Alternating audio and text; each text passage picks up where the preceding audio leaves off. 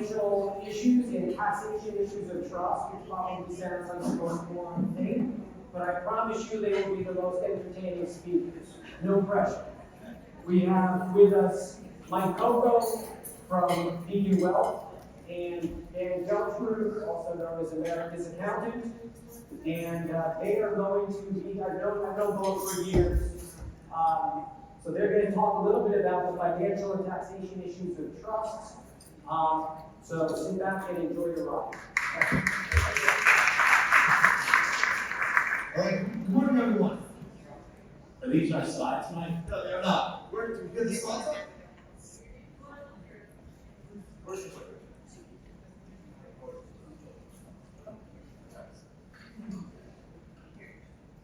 Mike, you got a lot better. There we go. All right, good morning, everyone. Thanks for having us. So, as Rich mentioned, I'm Mike Cocco, Beacon Wealth Partners. I'm a CFP, Certified Financial Planner. So our firm does all types of comprehensive wealth management, work with retirees, families with special needs, etc. And my other half? I'm Dan Geltrude. I'm a CPA, as it was mentioned. I'm America's Accountant. If there's anything else you want to know about me, go to Google. You'll find out all about my accolades. But here's what I want to tell you. At Geltrude & Company, we have 10 principles that we follow. Number 7 out of those 10 says, we are here to serve others. That's our objective in our firm. So, what are we doing here today? Well, our topic being special needs trust and supplemental needs trust. The word that hits me is need. People need us. So we are here to serve and entertain. All right, so that is what the driving force here is. I'm going to just start off with one quote and turn it over to you, Mike. Roberto Clemente, the great Hall of Fame baseball player, has said, anytime you have an opportunity to make a difference in this world and you do not, you have wasted your time here on earth. So let's make the most of the time we have. We are here to serve others. Mike. Thanks so much, Dan. Great point. So what we're going to do is talk about the team first. And as Dan mentioned, him being an accountant, me on the financial advice side, we're 2 members of the team. But the most important one is your attorney, your legal team. And all of us come together as a team of professionals. So any family, special needs or not, needs that team of professionals. And think of the attorney really as like the head coach. They're the ones that lay the groundwork, lay the framework for what we're going to do. And Dan and I are the defensive and offensive coordinators. We try to help execute the game plan according to the attorney's wishes. Because as you've seen earlier, there are a lot of things they have to think about. We're talking about special needs trust and looking out for families with special needs. So that's why you need all hands on deck. And a good professional is also one that will admit when there are limitations. When people ask us something about, hey, can we use the trust for this? I'll be the first one to say, I don't know. I'll say it to Dan, and Dan will also say, I don't know. so then we can be Richard. So let's talk about special needs trust. And right now, we're going to meet the Flintstones, and we're going to plan for Pebbles. So let's walk you through this exercise, talk about special needs trust, and what we're going to do here. Dan, take us through a couple of important considerations. Well, special needs trust is going to be funded, right, with Pebbles assets. Right? So the important thing to know here is that it is Pebbles money. That is a very, very important fact pattern that we're going to talk about. Now, where does that money come from? Generally, it's going to come from a lawsuit. Let's say Pebbles got injured, right? And the money comes to who? To her. Or she gets an inheritance. Where does the money go? To her. Right? So it's Pebbles assets. That's the thing that we have to keep in mind. Now, when we talk about the downside of this, we're talking about, well, that little payback of Medicaid benefits, which we'll get into, which is a really, really important fact. And then I didn't do this slide, I take exception to the fact that Mike put in here that accounting requirements are a downside. But we don't have enough time for me to. We'll take it offline. Take it offline.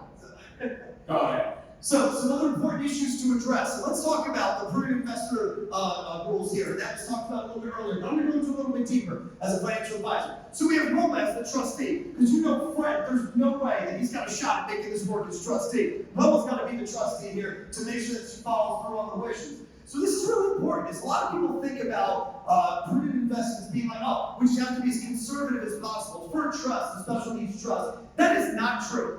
Being part of a prudent investor is making sure you have appropriate investments. And those are set up most importantly, for time horizon. So it's important to map out that child's need, the beneficiary's need, Pebbles' need, to see when does she need money? Does she need it on an ongoing basis? So we need some dividends and interest to come in each and every month and have a little bit more income-oriented investments? Or are there big lump sum purchases, like a transportation van for her benefit that's needed earlier than not? We got to set aside that cash. But we normally always talk about using a bucket strategy with cash. This is great for anyone, especially with special needs. If there's money you're going to need in the next 12 months, don't invest it, because the short term, the markets are so unpredictable.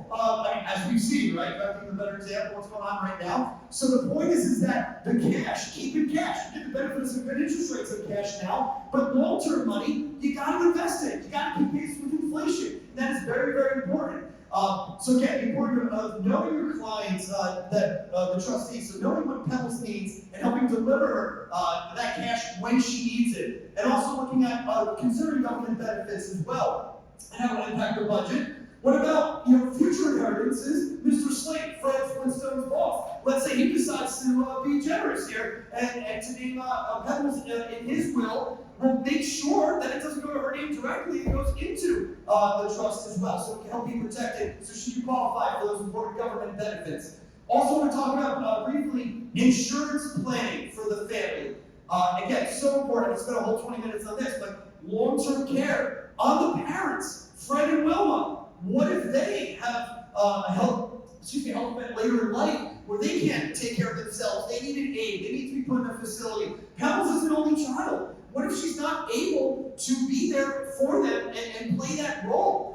Getting long-term care insurance to take that burden away from Pebbles, away from them, to provide that money and care for that. How about life insurance? That they can place in a trust, and to have the special needs trust for Pebbles as a beneficiary, so that one day if Fred and Wilma are gone, Pebbles is taken care of in the future. The able counts that was touched on briefly, but again, that is the 529 was born into this for children with special needs. The tax advantages are great. It's not countable as an asset for most government benefit programs. So these are just a few things that are really, really important with special needs trust. Hey Dan, let's talk taxes with special needs trust.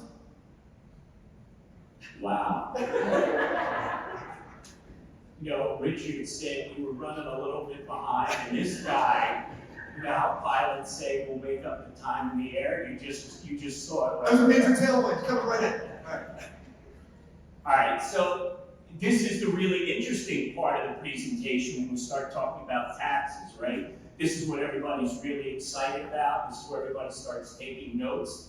All right, the first thing that we have to think about here is we are referring to a special needs trust, and it is first party, which remember what we're talking about here is this is Pebbles' money. It is her money. However it is she got it, whether it was through a lawsuit settlement or an inheritance, but it is her money. And that is what starts to drive how the taxes work here.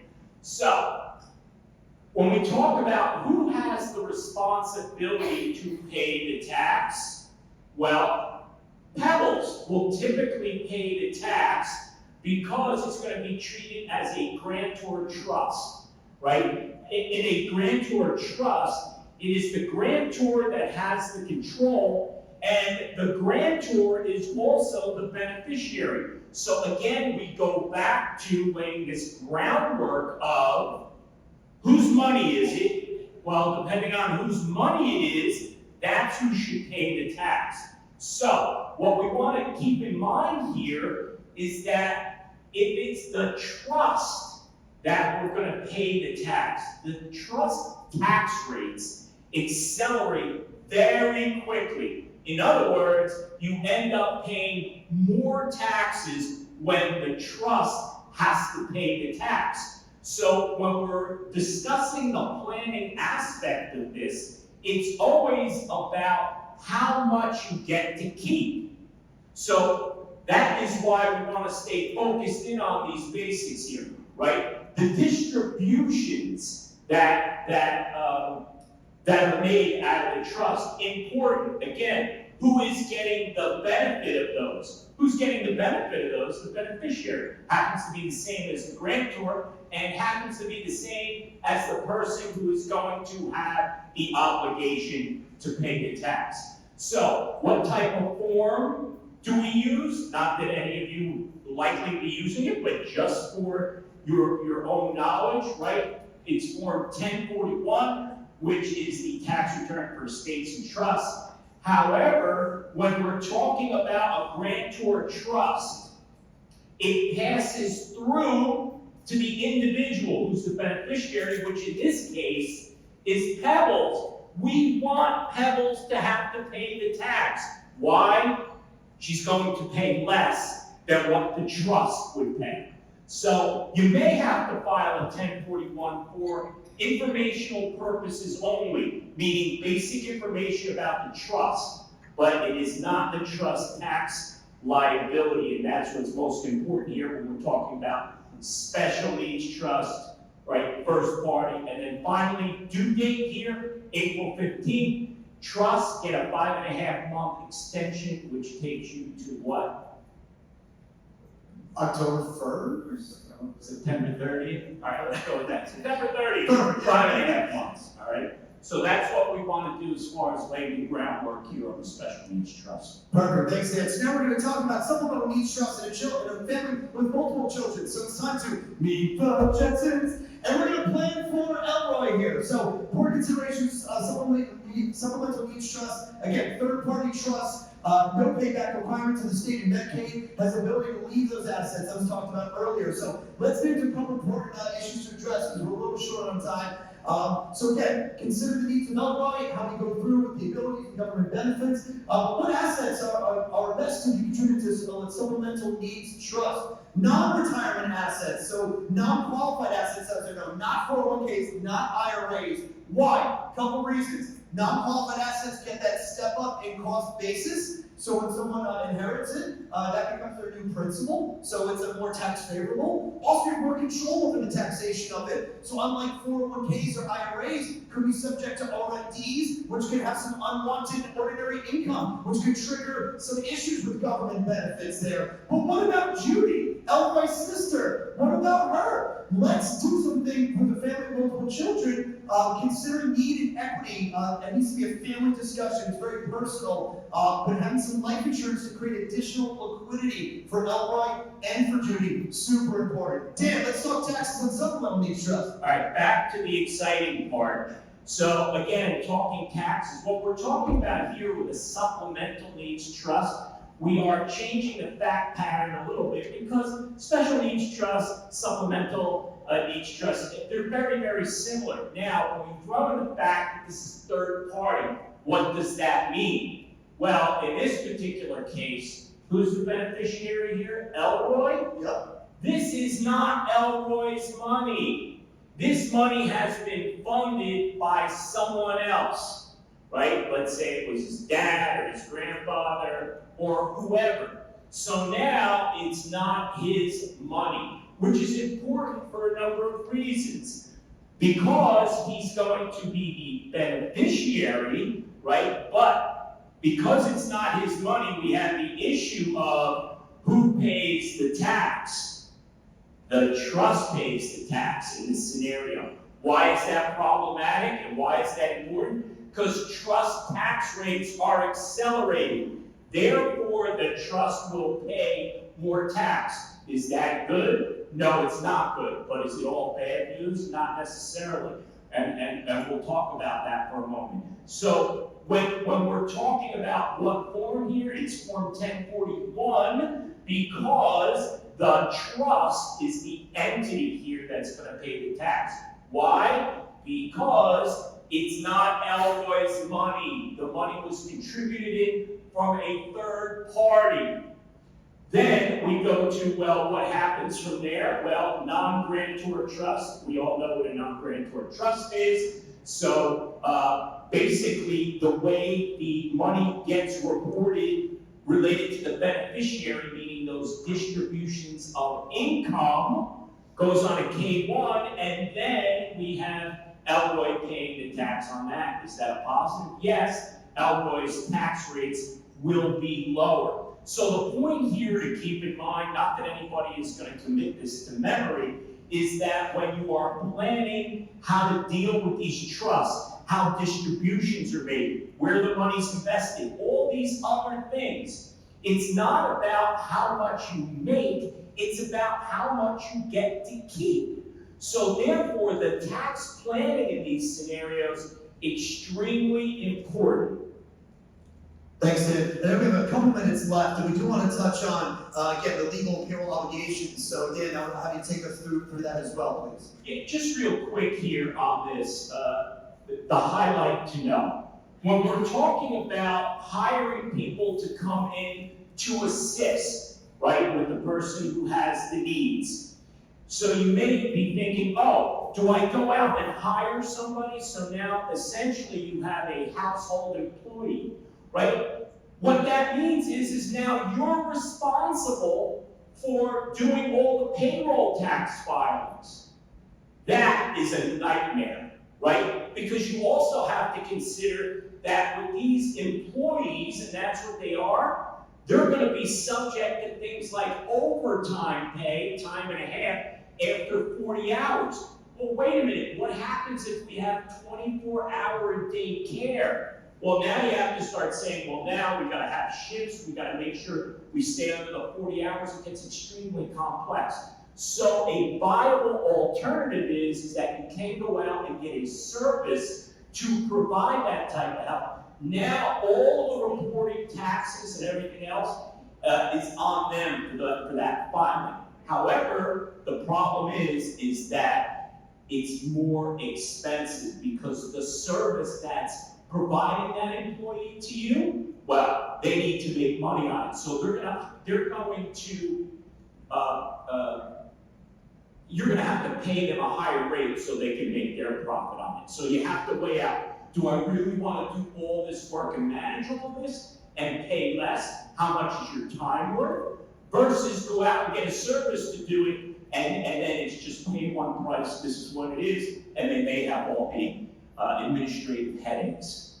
Thanks, Dan. So in closing too, hopefully that was a lot of information. Some people say I talk fast, so I apologize if that was a little bit. But no, as you can see, there's a lot of work that goes into it, the financial side, accounting side as well. Just a couple things. Remember that team approach is just so important. I talked to one of our clients this week in preparation of this, he has a special needs daughter, and just said, hey, what are some of those ways that we would value the team? He's like, when you have all the bases covered, you walked my hand, you hand-held me through it, you told us what I need to do at what steps, and that's really important. So just keep that in mind and assemble your team, and that's just one of our best practices. So thank you all for the time today, too. Shameless plug, I have a new book out. And I have books here that I brought, and staying in line with being here to serve others, I think there's about 25 or 30 books. I'm gonna sign them and give them out for free in service of all of you having to put up with my Cocco. I